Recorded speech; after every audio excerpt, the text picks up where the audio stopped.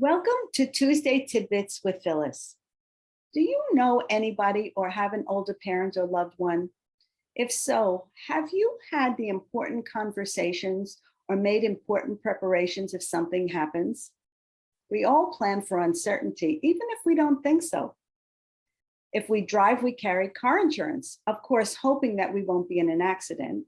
And we carry medical insurance, hoping we don't need that either. I have an umbrella in my car at all times in case it rains. But we really don't plan for the certainty of the situations that come along with becoming older. My name is Phyllis Amen, and I've spent over 40,000 hours working in long-term care with thousands and thousands of residents, patients, and their families and loved ones.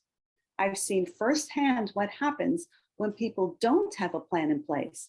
And then there's an inevitable crisis, like a fall or a car accident, a heart attack or a stroke, or maybe even cancer or a change in cognitive status.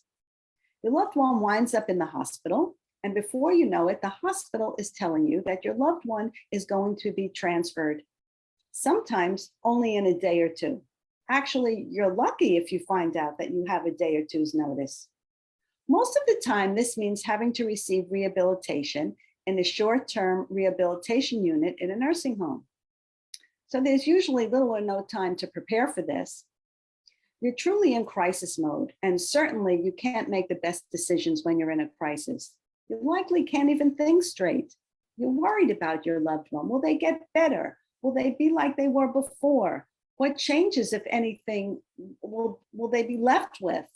How will they be taken care of?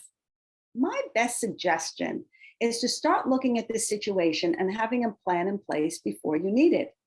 It's like putting you in the driver's seat. I call this planning by choice because you can't plan by crisis. These are sometimes difficult conversations to have, and oftentimes even difficult to get these conversations started. It may take more than one conversation, and you may even find yourself having to bring in a third party. But here are some tips to get the conversation started. Tell your loved one that you're concerned about their health and well-being and want to make sure you have the best plan in place in case something happens.